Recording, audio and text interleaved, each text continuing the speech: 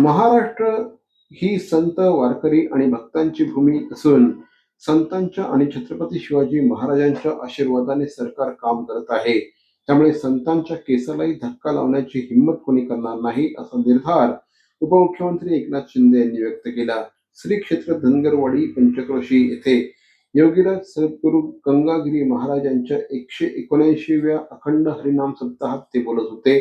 यावेळेस मुख्यमंत्री देवेंद्र फडणवीस तसंच हरिभक्त परायण रामगिरी महाराज, आमदार अमोल खताळ, विठ्ठलराव लंगे पाटील यांच्यासह अनेक मान्यवर उपस्थित होते.